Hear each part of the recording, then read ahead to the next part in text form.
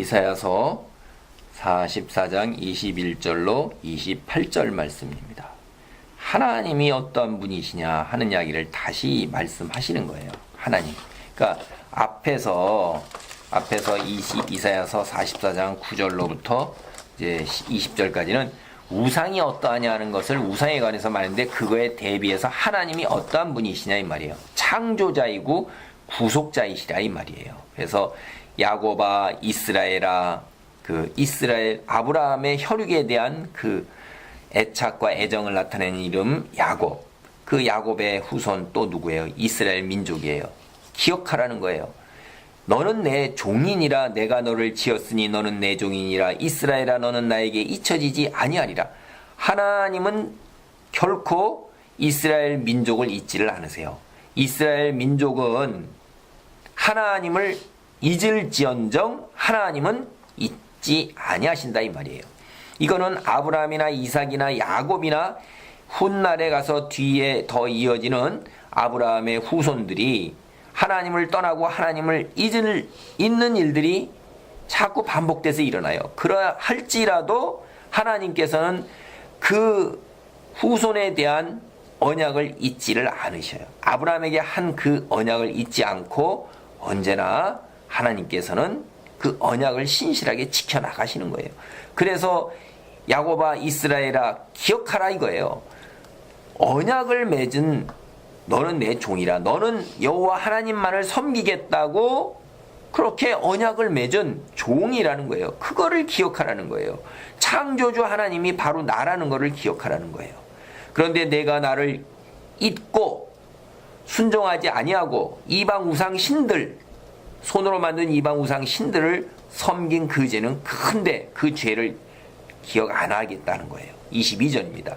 내가 내 허물을 빽빽한 구름같이 내 죄를 안개같이 없이 하였으니 너는 내게로 돌아오라. 내가 너를 구속하였음이니라.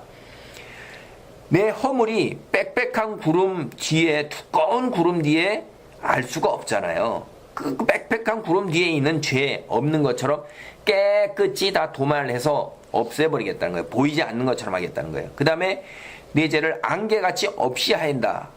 안개는 순식간에 다 사라져 없잖아요. 소멸시키는 걸 상징하고 있는 거예요. 그러니까 내가 내 허물과 죄를 기억하지 아니하고 없이 했으니까 내게로 다시 돌아오라는 거예요. 내가 너를 죄값을 대신해서 치르고 그 너를 구속하였다는 거예요. 23절입니다. 여호와께서 어떻게 놀라운 거예요. 이 일이. 여호와께서 이 일을 행하셨으니 하늘아 노래할지어다. 땅의 깊은 곳들아 높이 부를지어다. 산들아 숲과 그 가운데의 모든 나무들아 소리내어 노래할지어다. 여호와께서 야곱을 구속하셨으니 이스라엘 중에 자기의 영광을 나타내실 것이미로다. 하늘과 땅과 산과 숲과 그 가운데 있는 모든 나무들, 온 자연까지도 어떻게 돼요? 무생물이에요. 하나님께 찬송을 하고 영광을 돌리는 거예요. 하나님께서 이 야곱을 구속하신 거예요. 이스라엘을 구원하신 일을, 이스라엘 중에 영광을 나타내신 것을 온 사람뿐만 아니라 무생물조차도 이렇게 찬송을 한다 이 말이에요. 24절에 보면 내 구속자여 모태에서 너를 지은 나 여호와가 이같이 말하노라. 나는 만물을 지은 여호와라. 홀로 하늘을 폈으며 나와 함께 한 자 없이 땅을 펼쳤고. 하나님만이 유일하신 창조주라는 거예요. 권능자라는 거예요. 이스라엘 너를 갖다가 죄를 대신해서 죄값을 치르게 하고 구속한 능력 있는 사람뿐만 아니라 내가 이 땅에 태어날 때부터 누가 했냐? 하나님이 너를 지었다는 거예요. 뿐만 아니라 만물을 지었다는 거예요. 너들이 이고 사는 하늘도 하나님이 만들었고 땅도 홀로 하나님께서 만드셨다는 거예요. 유일한 창조주 하나님이라는 거예요. 그래서 너희들 이방 열방들이 섬기는 그 우상들, 그걸 섬기면서 헛된 말하고 점치고 이런 것들 다 물리치고 어리석은 걸 깨우쳐주겠다는 거예요. 25절입니다. 헛된 말을 하는 자들의 징표를 패하며 점치는 자들을 미치게 하며 지혜로운 자들을 물리쳐 그들의 지식을 어리석게 하며. 이게 거짓 선지자들이 다 자기가 스스로 선지자이고 예언자인 것처럼 말을 하잖아요. 그런 것 징표가 없어요, 그들은. 그 다음에 이방 신들을 섬기고 귀신들을 섬겨서 점치는 자는 하나님께서 미쳐버리게 하겠다는 거예요. 그리고 모사꾼으로 지혜로운 자들로 이방 열방의 왕들 옆에서 조언을 하는 자들, 그들의 지식과 조언조차도 다 성사되지 못하게 해서 어리석게 만들겠다는 거예요. 하나님이 그렇게 하시는 거예요. 하나님이 이 땅의 통치자이시기 때문에. 그래서 26절은 하나님은 반대로 하나님의 종들과 하나님이 보낸 사람들의 말은 세워지고 성취하게 하겠다는 거예요. 그리고 예루살렘과 유다가 멸망되지만은 다시 그것을 하나님이 회복시키겠다는 거예요. 26절입니다. 그의 종의 말을 세워주며 그의 사자들의 계획을 성취하게 하며 예루살렘에 대하여는 이르기를 거기에 사람이 살리라 하며 유다 성읍들에 대하여는 중건될 것이라 내가 그 황폐한 것들을 복구시키리라 하며 하나님의 종의 말을 세워주는 거예요. 말이 그대로 권능이 있고 이루어져야지만 이게 얼굴이 쓰는 거 아니에요. 하나님께서는 하나님의 종의 말을 권위를 세워주는 거예요. 그리고 하나님께서 보내신 사자들의 그 계획, 하나님이 그들의 입에 준 그 말, 그걸로 앞날에 이루어지는 예언, 성취하게 하시는 거예요. 하나님이시기 때문에 가는 거예요.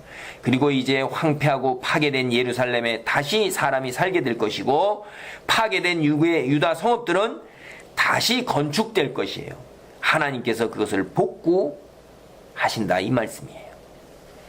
예, 하나님이 어떤 분이시냐? 기품에 대하여는 이르기를 말하라 내가 네 강물들을 마르게 하리라며 천지의 자연 모든 것들을 다 한 손에 쥐고 움켜쥐고 하나님이 뜻대로 운행하시고 경영해 가시는 하나님의 능력을 이야기하신 것입니다. 그 다음에 이 일을 예루살렘을 중건하고 유다 성읍을 다시 중건하는 것, 이거 누가 할 거냐? 28절 인간 세상에서 고레스를 세워서 그렇게 하시겠다는 거예요. 바사왕 고레스를 세워서 그렇게 하시겠다는 거예요. 이게 보면 아시리아, 바벨론, 그 다음에 바사 이렇게 강대국이 이루어집니다. 바벨론이 유다 왕국을 멸망시켰지만 결국 이 바사 고레스 왕에 의해서 멸망당할 거예요. 그리고 고레스 왕이 다시 포로로 끌려온 유다 사람들을 돌아가게 할 것입니다. 그게 28절 말씀이에요. 고레스에 대하여 이르기를 내 목자라 그가 나의 모든 기쁨을 성취하리라. 하나님께서 그를 목자로 이스라엘 민족을 돌보는 사람으로 세우셨어요. 그래서 그를 통해서 하나님께서 기쁜 일, 예루살렘과 유다 성읍의 중건을 할 것입니다. 예루살렘에 대하여는 이르기를 중건되리라며 성전에 대하여는 내 기초가 놓여지리라 하는 자니라. 예수님 오시기 538년 바사왕 고레스가 하나님의 명을 받아서 예루살렘의 성전 재건하라는 칙령을 공포하여 이것이 에스라 1장 1절과 2절, 6장 3절에 나오고 있어요. 그래서 이거는 이때 현재 이루어지는 것 같이 이사야가 예언을 하지만은 그때로부터 한 세기 이후에 벌어질 일을 이야기하고 있는 것입니다.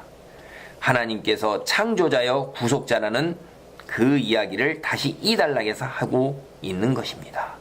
미리 이렇게 다 계획하고 성취해 나가시는 하나님을 보시면서 우리의 마지막 때 메시아 시대에 우리에게 이루어질 그 때도 이미 이렇게 앞에 이루어진 일로 확증이 되는 거예요.